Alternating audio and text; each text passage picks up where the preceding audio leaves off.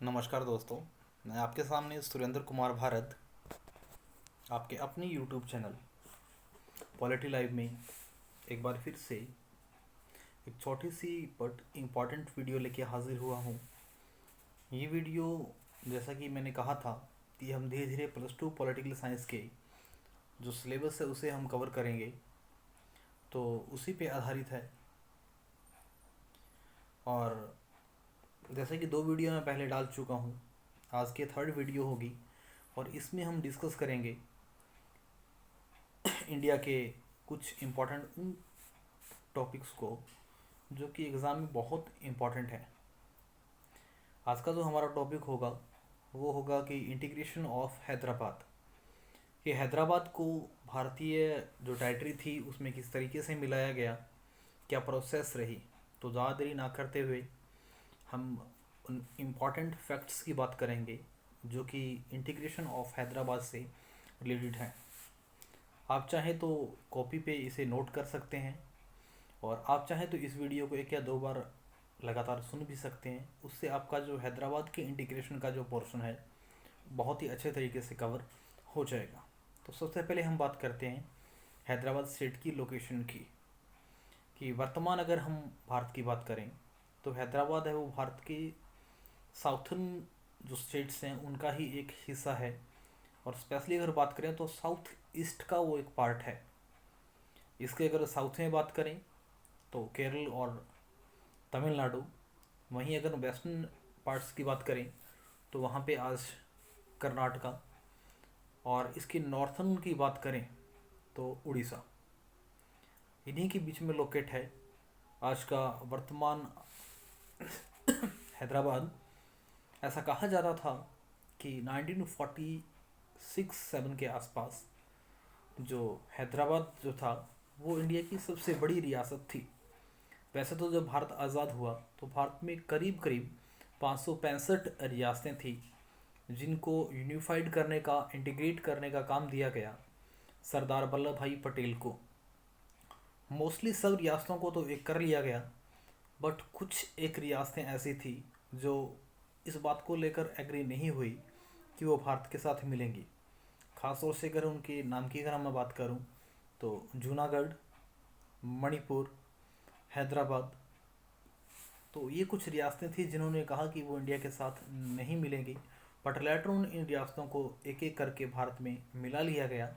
सबकी प्रोसेस का जो प्रक्रिया थी, सबकी जो प्रोसेस थी मिलने की, इंटीग्रेट करने की, वो थोड़ी एक दूसरे से अलग रही। उसको भी हम बहुत अच्छे से देखेंगे। तो हैदराबाद जो स्टेट था या हैदराबाद जो प्रिंसली स्टेट था वो उस टाइम की सबसे बड़ी लार्जेस्ट प्रिंसली स्टेट उसको माना जाता था। हैदराबाद का जो राजा था या हैदराबाद का जो रूलर था उसे उस टाइम निज़ाम के नाम से पुकारा जाता था। ऐसा माना जाता था कि जो निज़ाम है वो बहुत ज़्यादा रिच था, बहुत ही वो रॉयल लाइफ जीता था। जब भारत आज़ाद हुआ तो निज़ाम ने ऐसी मंशा जाहिर की कि वो ना तो भारत के साथ मिलना चाहता है ना किसी और स्टेट के साथ। वो हैदराबाद को as a independent state treat करना चाहता है, हैदराबाद को एक इंडिपेंडेंट राज्य के रूप में रखना चाहता है। और उसी के अकॉर्डिंग उसने क्या किया, भारत के साथ एक एग्रीमेंट किया जिसे स्टैंड एंड स्टिल एग्रीमेंट कहा जाता है। एग्रीमेंट जब ये किया गया 1947 में भारत के साथ, तो उस एग्रीमेंट में बोला गया कि वो भारत के साथ यथास्थिति बनाकर रखेगा।